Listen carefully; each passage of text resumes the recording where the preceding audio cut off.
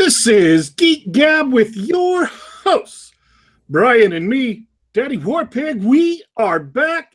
Geek Gab for Saturday, September 16th, 2017. This is episode 115, American Assassin and Awesome Action. So before we jump into the wide range of topics we have to discuss today, Brian, how was your week? Good. I got a lot done. Made a serious dent in Soul Cycle book for the Ophion Rising. Looking to have that out this fall. Awesome. By the way, folks, our co-host, our fellow host, Dorinal, is missing today. He is, sorry, I'm reading at the same time I'm talking. It's a bad habit, but I've got somebody in my mentions on Twitter who got offended by something I said and can't let it go. So I'll just figured I would let him talk on and on and on, and sooner or later he'll get tired, declare victory because I'm not arguing with him, and wander off. So I will let that play out. Dorinal, was on a plane to parts unknown. It's his vacation weekend, and he will not be here for the show. It's his vacation weekend, and so this is going to be topical in just a second. Trust me, this is not a long, rambling story just for the sake of rambling a long time. While he was in the air, he was reading something and passed along a micro review, a judgment, if you will, about the piece he was reading. Now, Brian, do you recall what it was he read and what his verdict was? Yes, it was my high fantasy novella, The Hymn of the Pearl. And he said he really enjoyed it. So it was really good. And coincidentally, folks, there is a link to check out the Soul Cycle trilogy and the Hymn of the Pearl, both of them, in the description below this video. Not only that, really quick, not only that, it's also a good chance to tell people that they can get the Hymn of the Pearl for free, absolutely free, by clicking on the link to my website, Kairos, in the show notes.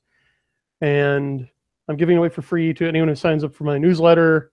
So not only do you get free book, but also you get first crack at any news and special deals that I release. And I promise, hand on my heart, I will never spam you. All right. I don't know. I kind of want to talk about the Twitter thing right now. Okay. Because it wasn't a big Twitter thing. I was sitting on the couch downstairs watching the first half of the second Musashi movie, which is made during the 1950s. It's a samurai epic. It's a trilogy of movies that talks about this samurai, this peasant. He begins living as a peasant and later becomes a samurai. I've only finished the first two. I haven't seen them before. I had a bad introduction to the trilogy because I started by watching The Seven Samurai. And which is a great movie. It's an awesome movie. Seven Samurai is an excellent movie. You should absolutely go check that out if you haven't. Now, I watched the Seven Samurai, and I kind of subconsciously expected the Samurai trilogy to be much like Seven Samurai, and it absolutely is not. So I've watched the first two movies now. I was in the middle of the second movie, which is called Duel at Ichijoji Temple. And I got this idea, this just popped into my head, and I don't even recall why it popped into my head. So I did a quick series of tweets about it, and then in order to illustrate one of the points I made, I started posting some pictures of current modern comics. And that, for the last 2 days, that has consumed my timeline on Twitter. Because apparently pointing out what I pointed out about Marvel, which is just the same thing that other people recently have pointed out, which I'll get to when I start reading these tweets, it's offensive to some people. Some people were upset, but a lot of other people were upset because of what I showed. They were upset because of the pictures that I illustrated my point with, and it's just continued on and on. People are particularly mad about She-Hulk, and I'll explain that in context in just a sec. So here's my tweets. I'm going to read these real quick. Good but misguided, and Brian, if you have any comments or have any questions, feel free to interrupt. Okay.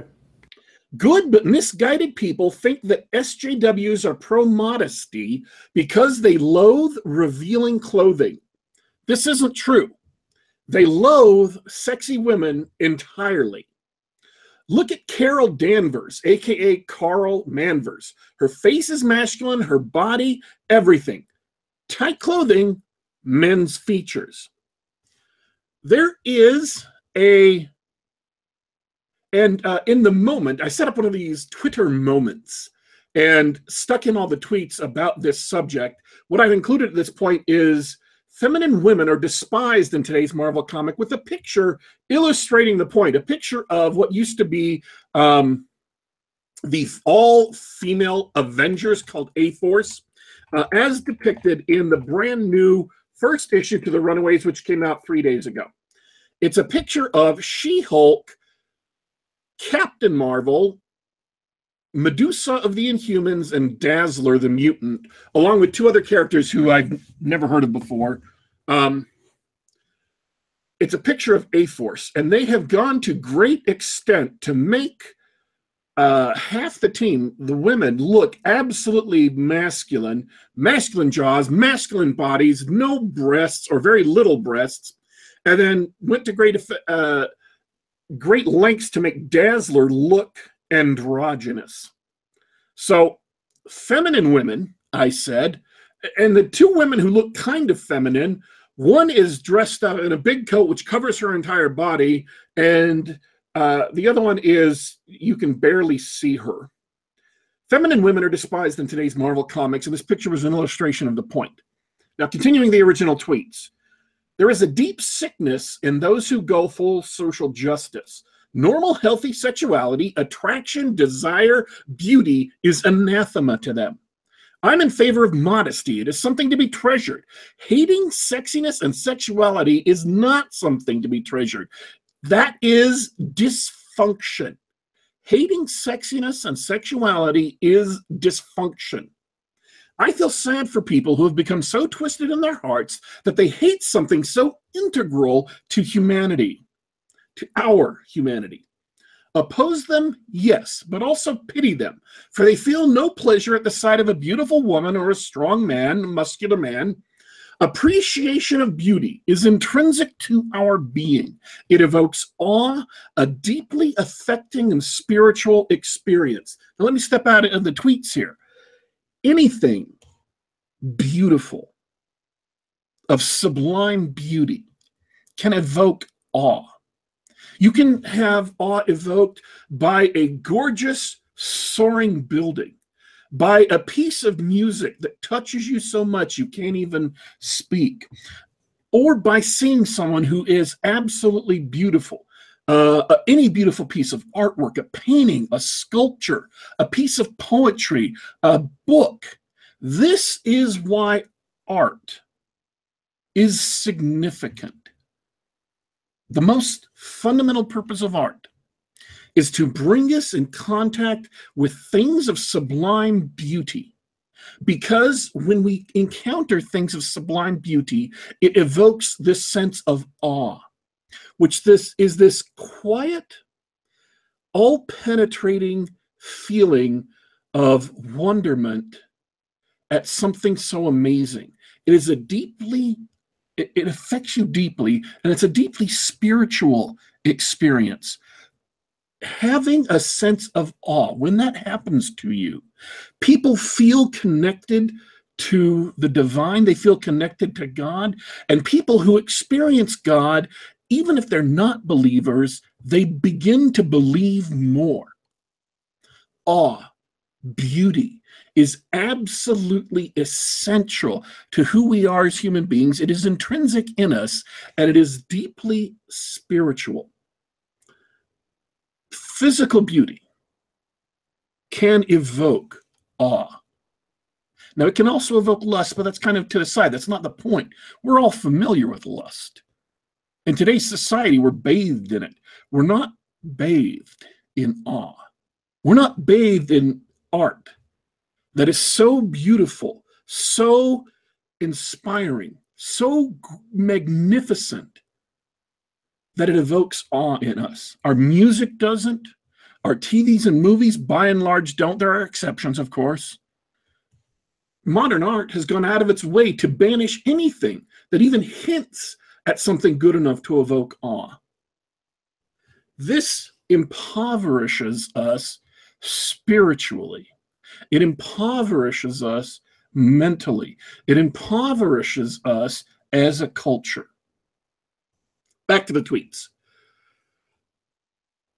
These people have no capacity to enjoy beauty, no capacity to appreciate it, and no capacity to feel awe in its presence. They do not feel beauty in their hearts, so they love ugliness. Thus, everything they make is ugly, deeply so. If you've ever wondered why SJWs make ugly art, it's because they have banished the ability to love beauty. They loathe beauty and they love ugliness. That's why they make ugly art. That's why their stories are ugly, their music is ugly, their drawings are ugly. They have embraced ugliness inside themselves and so cannot produce things of beauty. Even if, and I'll take this example as a photographer, a social justice photographer whose model, whose woman, the woman he's shooting with his camera, may herself be astoundingly beautiful, and yet somehow the pictures they produce are degrading, they are sleazy, they are ugly. And they go out of their way to do this in many cases. The last tweet, so pity them. They feel no joy in beauty and find no satisfaction in crafting works of ugliness. They are a deeply unhappy people. Now, what I did after a little bit was I realized that some people aren't going to understand exactly what I meant by Carl Manverse. So I put up some photos, 2 photos of classic Miss Marvel, and then 2 pictures, 2 illustrations of classic Mrs. Marvel, and then 2 pictures of the current Captain Marvel. Now, these are supposed to be the same woman. These are supposed to be the same character, Carol Danvers, but they look completely, amazingly, astoundingly different. And it is this difference. One of them, the new one, Captain Marvel, looks absolutely mannish. Big, muscular, square-jawed, no breasts, completely mannish. And it's heartbreaking to see a beautiful woman reduced to something that's so ugly. They have literally taken beauty and made it ugly. So I also, after that, I just did this kind of ad hoc over the course of a couple of hours. I wasn't thinking about it. And someone said, well, I like the new costume. I said, well, the new costume can be done well. It just isn't done well. And then I included a picture of a fan drawing by Art Germ, Stanley Lau, who's a great artist, a great illustrator, does cover work and a bunch of other stuff for Marvel and DC, of the new Captain Marvel costume, where she has hips, where she has a small waist, large bust, beautiful face, full lips, where she looks like a woman. As, again, an illustration. I included a link to how these ugly characters are hurting comics by diversity in comics. And then I started in on She-Hulk. And She-Hulk got the biggest response. I showed this new She-Hulk, and then I showed illustrations, two of which were from the classic Byrne years of She-Hulk.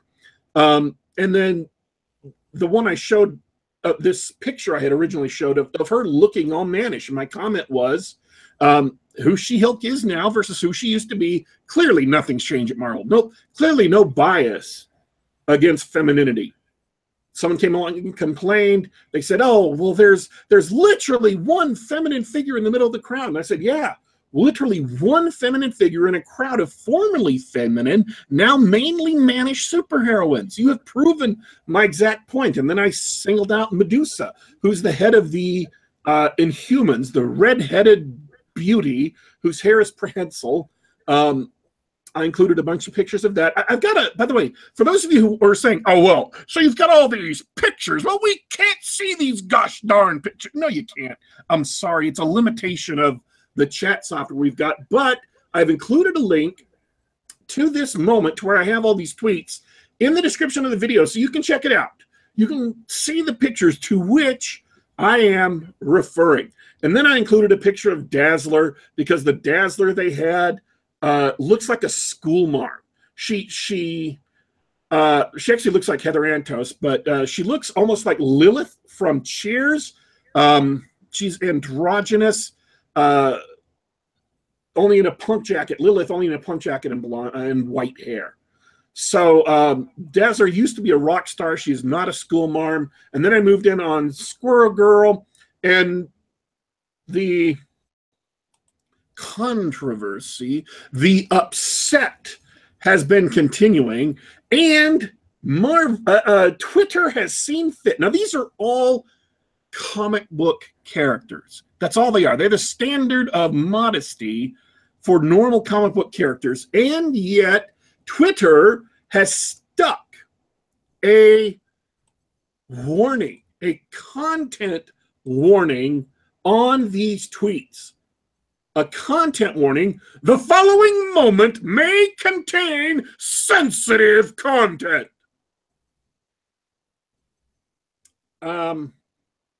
Yeah, because I showed comic book characters, Twitter marked it as pornography or hate speech. So someone complained about Squirrel Girl. She used to look ugly, so that means it's okay that they made her look ugly again. My point is, a joke character, an ugly character, an autistic character is a guest character, not the lead of her own title. You know, if you're going to have her be the lead of her own title, she needs to be what she was. She started off as a joke character. They made something more out of her. And now Marvel has made her into a joke character again, but keeps on insisting she's a real superhero. We're supposed to take her seriously, like she's Wolverine or Captain America. We're supposed to take her seriously, like she's the new Spider-Man, Squirrel Girl. She's not. She's an idiot, and she looks hideous. So the guy complained, well, you didn't show this and this and that. You only used one photo. I said, yeah, I only used one picture because it contained all this stuff. In one photo, it contained everything I needed to illustrate where Marvel went wrong. I said, but if, you know, I didn't need to show 4 pictures or 3 pictures of ugly She-Hulk when I could just show one. But here you go. Here is good-looking She-Hulk, who she used to be, beautiful She-Hulk, and here's the 3 mannish She-Hulks that look ugly. One of which is an alternate cover to the new Hulk series, issue number 3, actually literally shows ugly mannish She-Hulk choking hot She-Hulk to death. So this is what has been eating up my time for the last 2 days. Apparently, while I was in the midst of defending the aesthetic of beauty, of defending the aesthetic of not just hot women, they're so hot, no, not just beautiful women, but beautiful statues, beautiful poetry, beautiful paintings, beautiful architecture. a beautiful, well-tended garden, beautiful stories. While I was defending the aesthetic of beauty, I got dragged sideways into an argument that ugly was right. That ugly comic book characters are that's the way they should be. And then also, apparently bad things happen in the world, which didn't surprise me. The real world keeps marching on. But that's why I was kind of distracted at the beginning of the show, is because unlike we were delayed for half an hour, folks. I do apologize for those of you who were waiting for us to go live. We were delayed for half an hour. But the reason why we were delayed wasn't technical issues. Oddly enough, it was organic issues with people here at the house. They had a big party, a baby shower, and so everybody left later than they said they would. Meanwhile, I'm still having this nagging person in my mentions on Twitter, and that's what they're upset about, is a well-written, cogent defense of why aesthetics is not irrelevant, of why brutalist architecture didn't just make ugly buildings, it also brutalized the soul. It also damaged the ability of the citizens of those Eastern European and South African countries, Eastern European and South Africa, to feel a connection to the divine, because brutal architecture never invokes a sense of awe, and awe is intrinsically involves feeling a connection with something larger than yourself. So now I know my co-host Brian, who has mercifully been silent, has some strong opinions on aesthetics. Does that rant, has that inspired any thoughts in you, Brian? Oh, absolutely. The main thought is, if you get the sense that not just Marvel Comics, but the mass media in general is messing with you, that they're trying to make it so you can't have nice things and try to make you feel demoralized, you're absolutely right. It's intentional. It's concerted. It is malicious. Okay? Because the people in charge know that this stuff is ugly. All right? I mean, they have nice things, right? They might not understand why, but they know. So the true believers, the useful idiots, might actually drink the Kool-Aid, but no, these how to put this? Okay, look, men have been, from a purely biological standpoint, okay, designing women, and I don't mean the 80s sitcom with Delta Burke. I mean, because of the way that evolution and biology work, women are the way they are today because of men selecting their mothers for generations, right? So men have been guiding the evolution of women, of the female form, through their taste, through what they find aesthetically pleasing since the beginning. So first of all, you need to ask, why does Marvel hate science? Right? Because it's an evolutionary drive for men to be attracted to shapely feminine women. I saw Professor Nick Floor in your timeline pointing that out. That even women find feminine, shapely women more aesthetically appealing than more masculinized high T women, right? Now that's a state of nature. But as far as redrawing comic characters to make them look ugly, it reminds me of something Alexander Solzhenitsyn wrote, right? Where he talked about that shop owners would have to put in their windows in Eastern Bloc countries that used to say, "Workers of the world, unite." And again, it wasn't necessarily that the shop owners believed in it, believed in the slogan. Some of them might have, most of them probably didn't. But if you didn't have that star, you'd be subject to reprisals, right? And it wasn't usually as overt as some dude in a trench coat coming in, taking out back and shooting you, but maybe the order that you put in wouldn't be filled on time. You know, maybe you'd be charged a little more in taxes. You know, maybe someone coming in, you know, pour acid on your merchandise. And it was just social shaming. And you point out that the point of the star wasn't because even the people that made you put that in your window believed that all the workers of the world would rise up and overthrow the capitalist pigs and usher in the utopia of new Soviet man. It was to get people to make public statements that they knew weren't true, that they disagreed with, to crush them, to demoralize them. Because when you've got people positing and stating and saying they agree with blatant absurdities, then they can't fight back. I mean, then they're malleable, they're ductile, they've been crushed. And that's what Marvel is trying to do. And you can, the quote that Solzhenitsyn has talks about when people are, it is the entire point of dictatorial governments to get people to repeat a lie. Because when they repeated even a little bit of a lie, they became complicit in it. And by becoming complicit in it, they lost their probity. They lost the ability to tell what was true or false.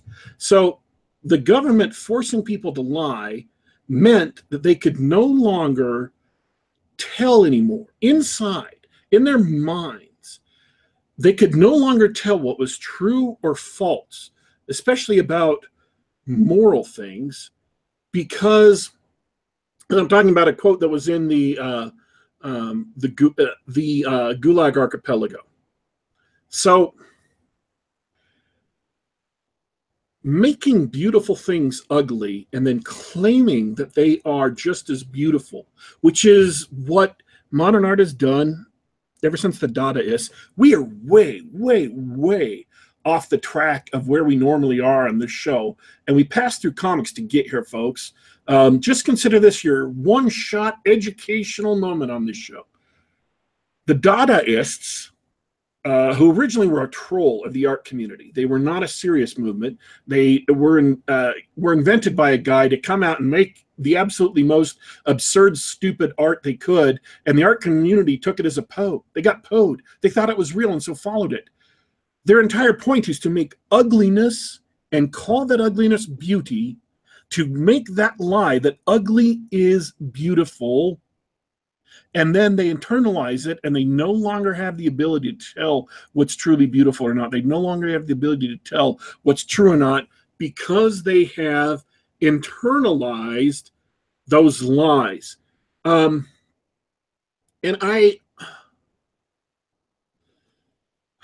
I'm sorry I don't have Solzhenitsyn's quote here, because it is one of those examples of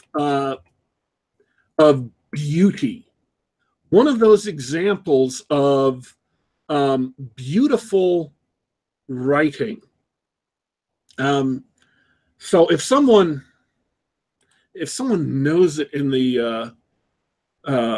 the chat,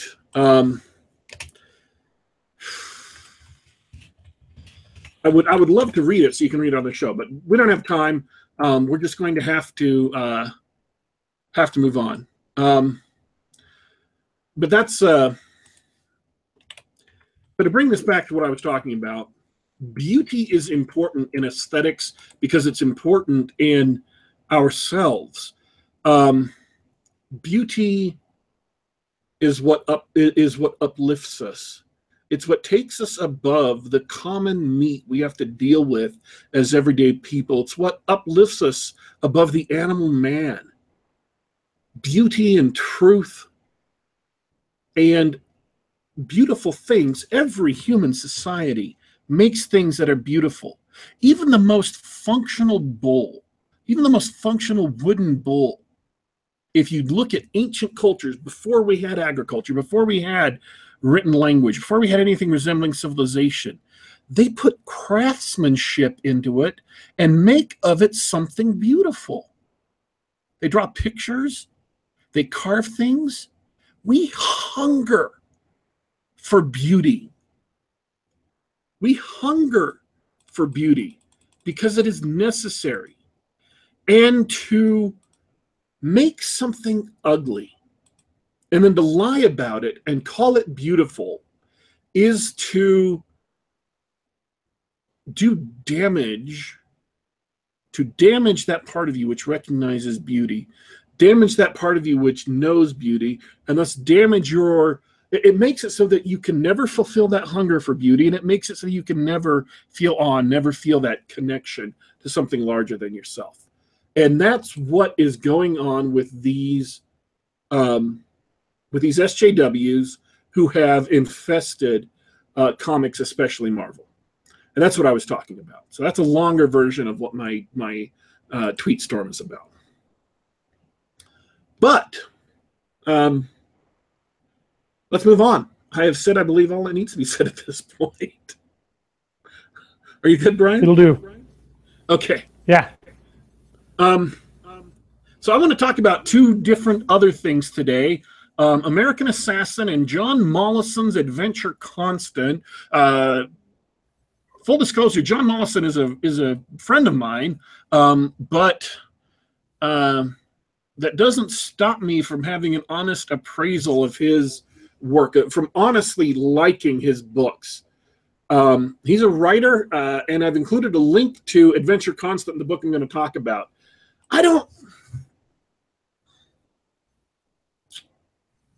This is me thinking. And I know it's me leaving you hanging as an audience, that you're left in this dark void of silence, looking around and thinking, why are they boring the hell out of me right now? Why aren't they talking? Why aren't they providing me with entertainment? I apologize. Occasionally, I have to pause to allow my thoughts to process. Once upon a time, I didn't have to do that, but occasionally now, as I've gotten older, my brain cannot keep up with my mouth, so I've had to add in a little bit of pause in order to gather my thoughts, especially about Adventure Constant. I'll tell you why. I don't have a rant about Adventure Constant. I don't have a long, detailed theory comparing it to all these other things. I've got that about American Assassin. In fact, if you'll allow me to switch tracks for just a second, I don't even have to think about my opinion about American Assassin because it fits in with things I've talked about so much. It's really easy to define. It's Michael Keaton's new movie. It's got a bunch of actors, 3 actors you might have recognized, and it's about a kid whose fiancée is shot and murdered mere minutes after he proposed to her on a beach somewhere in the world. She was shot and killed by Islamist terrorists, and then he goes out on a mission to find the terrorist responsible for murdering his fiancée and kill him. And in the process of doing this, he's recruited by the CIA to become a terrorist killer. It's a thriller. It's an action-adventure movie. It's got a lot of shaky cam. The plot doesn't hold together real well, but Michael Keaton delivers such a compelling performance, and Michael Keaton is a star. His career was kind of dead a bit for a while before Birdman, but he is a great actor, and he delivers a great performance in this role. It's good to see him getting more work now and more high-profile work, specifically in like Spider-Man Homecoming and this movie, because he just does a killer job. He plays a Navy SEAL who is the trainer of these American assassins. And honestly, his performance is the best thing about the movie, and it makes it worthwhile to sit through the movie. I'm not saying the rest of it is bad. It's not an amateurish movie. It's not a poorly made movie. It's just not great. And it's kind of muddled as it's to its morality. And if you're familiar with postmodern movie making, you'll see the plot twist coming a mile away, or if you've seen the trailer, you already know what the big plot twist is going to be. So on that level, it's a little bit disappointing. And the combats are kind of hard to follow a lot of the time because of shaky cam. But it's still put over the top solely because of Michael Keaton's performance. And if you like action movies, especially if you like Michael Keaton, you should go see it just for that. See, I didn't have to pause because I have finally tuned my brain to analyze and understand movies and to present, to compare them to already existing examples of the oeuvre, compare them to aesthetic judgments I have made in the past, and deliver that opinion to you, our unusually intelligent and interactive audience. So let me stop for just a second. Brian, do you have any questions about American Assassin? No. You're on a roll. Go ahead. I think that might be the shortest review I've given on the show, actually. But I'm at a little bit of a loss when it comes to Adventure Constant. Not because Adventure Constant is bad. At least from my point of view, I enjoyed the book. I enjoyed the book thoroughly from beginning to end. It is an example of the brand new pulp revolution movement, the pulp revolution scene. These writers from the pulp revolution, which, you know, if you've listened to the show at all, you've heard us talk about them. John Mollison, Raleigh Nyanzi, Miss Lane, and I don't want to say her first name because I'm going to get it wrong. I apologize. David J. West, the several other authors who are part of the pulp revolution. John Mollison is one of them. And man, now, see, I want to go look at a list because I know I've left people off. And there are going to be people, Crosova Magazine, for example, I didn't mention, which is great. And I've left people off that list, writers. It is not a slight. Please don't take it as a slight. I'm just, I am in a flurry of assembling my opinion about Adventure Constant, and if smaller things have fallen to the wayside, please feel free to just overlook them in this instant. So it's pulp. It's pure pulp, beginning to end. It's a fast-paced, interesting action-adventure story, and it is highly unusual in a certain sense, in that it does not take place in our world, but it takes place in what might be phrased a funhouse mirror version of our world, where even though it's the modern times, even though it's 2000 and something, Japan is still ruled by the shogunate. The Nords still, at least their ceremonial gear is still Viking. Hawaii is its own kingdom, the Polynesian kingdom. China is the Red Collective. Germany is the, oh, I want to say this right. I don't want to screw this up. It was the mechanical something or other. I screwed it up. My apologies. And the Panama Canal, for example, can't be used because there are either creatures or men who wear the skins of creatures who prey upon the ships that pass through. So no one can use the Panama Canal. They have to go all the way around.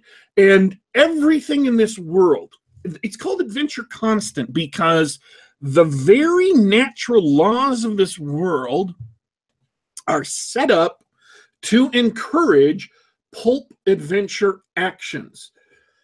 That if you're standing on a ship and you need to get to another ship, and the only way for you to get to another ship is to run along a spar, grab a rope, and swing over.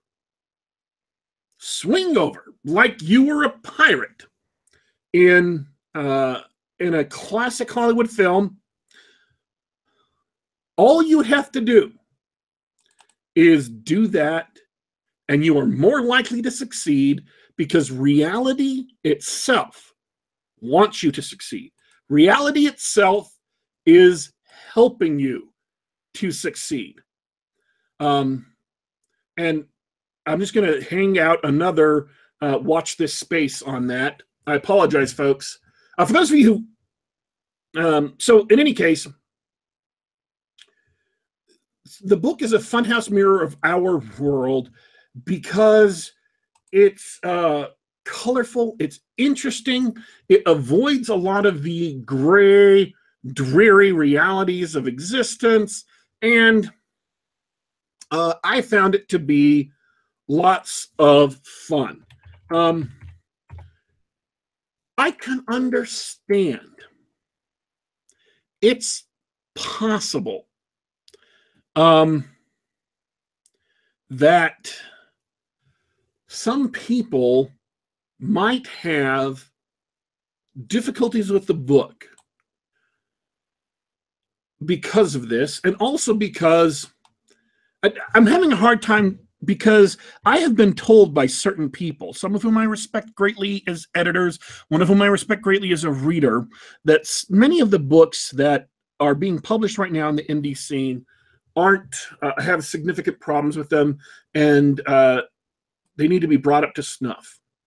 But it's difficult for me to see in this case where a book that I like so much, I don't see the problems in it. It was just a lot of fun. I enjoyed the concept. I enjoyed the characters. I enjoyed the story. At one point in time, there's this an island that they've set aside to be basically their equivalent of the UN. Instead of being in New York, they put it on an island in the middle of the Caribbean, far away from civilization, so that nothing the diplomats do on the island can affect anything else. They locked away all the diplomats. But everybody who's a diplomat has these huge palaces of their culture. Palaces appropriate to their native culture. So the Egyptians have pyramids, and the Japanese have this massive fortress like it was out of the Edo period. And at one point, these two people, a great big muscular Hawaiian gentleman, they're trying to rescue a Hawaiian princess who's been kidnapped, and this dashing, daring American spaceman whose name is literally Jack Dashing. That's how dashing he is. His name is literally Jack Dashing. Have to sneak into this fortress in order to rescue the princess. And it's just a lot of fun. So I enjoyed the book, as I've enjoyed most of Mr. Mollison's work. I haven't read all of it. I'm not saying he has bad books. I just haven't read everything he's written. So I can't say I've enjoyed stuff I haven't written. Sorry, John. But I have enjoyed it quite thoroughly. And if there is things about the book that are not up to snuff from some artistic sense, I don't know what they are. I can't tell you because I enjoyed the book so much. I guess I'm too close to the subject matter. I'm too close to just enjoying the book to be able to sit back and pick it apart. So I wish I could give you a more balanced review. I wish I could tell you, oh yes, absolutely, this book is great, but it does a little bit this here and it does a little bit there. So, if you don't like this kind of stuff, you might, I don't know. I enjoyed it thoroughly. I would recommend anyone try it. There's a link to buy it in the description, and it only costs $2.99 on Amazon. So you're not out anything, really. I had to spend $8 to go see American Assassin. And I did not enjoy that nearly as much as I enjoyed this book. Help me out here, Brian. Throw some content at the audience while I drink some water. Okay. Well, kind of picking up from our discussion of Seven Samurai, I just saw the Dollars trilogy for the first time. Oh, yeah. Excellent. Love it. Absolutely. And but for the audience that doesn't know, this is Sergio Leone's trilogy of Western starring Clint Eastwood. It is for a fistful of dollars, a few dollars more, and the good, the bad, and the ugly. Right. Absolutely. And the reason that it ties in with Seven Samurai, which was directed by Akira Kurosawa, is that many people have said that A Fistful of Dollars is an unauthorized remake of Kurosawa's movie Yojimbo. And Kurosawa was one of those people, so he and Studio Toho sued Sergio Leone and Jolly Pictures over A Fistful of Dollars. Now, Leone claimed that he did not directly base the movie off of Yojimbo. Instead, he based it off of Dashiell Hammett's 1926 novel, Red Harvest, which Kurosawa reportedly also based Yojimbo off of. Yeah, so according to Leone, he's like, I was bringing the story home, right? And I was bringing it back to America. Well, the court disagreed, and Toho and Kurosawa won the suit. So they got the exclusive like East Asian rights to distribute Fistful of Dollars and like 15% off the back end. As a result, Kurosawa ended up making more money off of Fistful of Dollars than he did off of Yojimbo.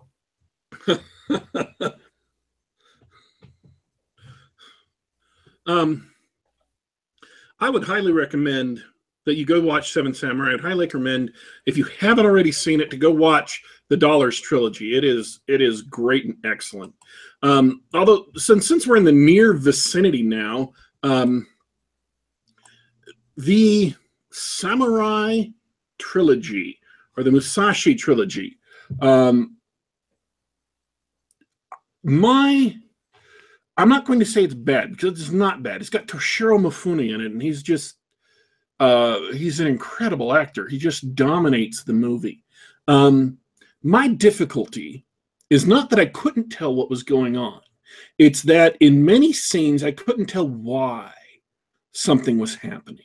It seems like there were a lot of cultural assumptions in the original novel translated to the movie that I don't know enough about to understand what it was, why the characters were doing what they were doing. And so a lot of times I was confused because events seemed to follow some logical progression, but the logic was alien to me and I didn't know what it was.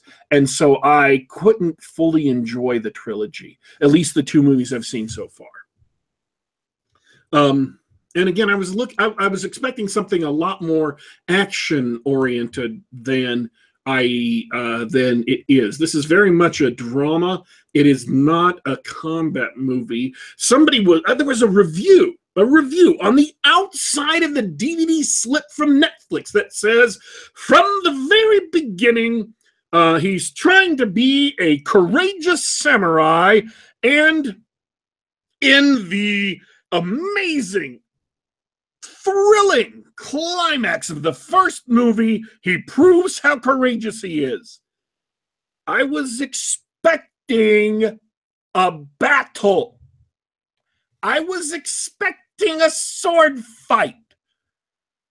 When someone says to me, thrilling samurai climax, prove courage, you expect a sword fight. That was not what I got. He may have shown courage in what happened at the end of the first movie, but it was absolutely not what the description of the movie I had read had indicated was going to happen. And it may be unfair to the movie to say, but, oh, here it is. Let me read it. I've got the exact text in front of me. In the film's bracing climax, Miyamoto finally gets a chance to prove himself. You expect a sword fight, and that is not what you get. And it was kind of a letdown, and so the movie, I didn't enjoy it as much as I would have otherwise. I'm not saying it's a bad movie. Please don't misunderstand me. I am saying that if you go into this movie with the expectation that bracing climax that Netflix promises you when you rent the DVD, if you go in with the expectation that bracing climax means awesome sword fight, you will be bitterly disappointed in the first movie. Now, the second movie had several awesome sword fights in it, but it also did not end on an awesome sword fight. And the true climax of the character was the true climax of this character's journey at that moment completely dealt with interpersonal drama and not combat. So, That's my review of the 2 movies so far that I've read or have watched in the Samurai trilogy. I've got the 3rd movie ready to go. I have the DVD right here. I hope to be able to watch it sometime early next week. But right now, it's called Duel at Ganryu Island. Right now, I don't know when I'm going to be able to get to it. All right. I think we've gone on. Well, let me stop. Is there anything else that you feel that we should relate to the audience? Oh, we might want to save something for next time. Up next, the secrets of the universe. Get a notepad. We ended up covering a lot more than I thought we would in this show. And I don't know if there's a strong through line to it, but my recommendations, if we want to back up, my first recommendation is click on the link to Twitter, read my tweet, and look at the images I assembled. I will say, if I could pride myself on it, I went out of my way to find great images, beautiful images of the comic book heroines in question. So there's a link to that in the description under Loathing Beauty is the name of it, because I'm talking about why some people loathe beauty and love ugliness. Click on that. Click on the Amazon link to Adventure Constant and buy John Mollison's book. If it sounds at all interesting to you, I loved it. It was a great pulp adventure story. Absolutely check that out. And then click to the link on Kairos and go get your free copy of Hymn of the Pearl. By the way, folks, if you're wondering why you should watch the show live, is because there is a long and involved discussion right now in the comments to this video that you will never see because they're evanescent. They will go away after we stop this show. There is a long discussion and argument, a very, a very stirring argument about whether or not beauty is objective. So if you didn't come and listen to the show live, you missed that discussion entirely. It's very interesting. And one of the participants, to be fair, he was brave enough in his opinions, certain enough in his opinions, to come to the show live. It was the gentleman I was arguing with on Twitter. And so I want to compliment him on that. I want to know there's no hard feelings. I'm not angry at him. I'm not upset at him. And I'm not slighting him in any way. He came here to the show, to the comments, to defend his opinions, defend his beliefs. And I think that's admirable. And at least from what I've seen of the chat, he is being perfectly polite in doing so and has not resorted to either name calling or abuse. And so I want to compliment him on that too. He's more than welcome to come and listen to the show. I don't ban people just because they disagree with me or anybody else. Any last thoughts before we take off? Yes. Just want to let our listeners know that this Wednesday, I've got a special On the Books episode for you. We're going to have author M.T. White as my guest on Geek Gab On the Books. So Wednesday should be like 4 p.m. Eastern. Awesome. All right, folks, this is Geek Gab for Saturday, September 16th, 2017. We appreciate everybody who tuned in live, and we hope all of you who download this show via podcast will also love the discussion we had today. Coincidentally, if this is your first time listening to the show and you are wondering to yourself, I enjoyed this show. I love this show. This is great. I never thought I could find a geek-centric podcast with hosts who could discuss the aesthetics of beauty and discuss the connection with spirituality and culture and discuss Alexander Solzhenitsyn while at the same time they're also arguing about comic book heroines. I never thought I could encounter something so amazing and so sublime. I want to hear more. What can I do to hear more? Fear not, new audience members. I am here to answer your pleas. All you have to do is double secret subscribe. Click the subscribe button underneath this very video and then click the little bell icon and you will get announcements as to when this show is going live, and you too can come and participate in the chat. You can read, you can interact with and I'm not kidding, folks. This is not a joke. You can interact with our highly erudite and intelligent audience members who come and show up and chat. Great people, interesting people I talk with all the time on Twitter and other places. Come, put in your 2 cents, ask questions of us, the hosts, which we frequently answer on the show. Double secret subscribe. Don't just click subscribe, click the bell icon, or YouTube will not tell you when we're going live. But just in case you have moved beyond YouTube, just in case you don't want to shackle yourself to the iron bands of the YouTube dictatorship, you can also go to iTunes, do a search for Geek Gab, and bam, there we are. But wait, there's more.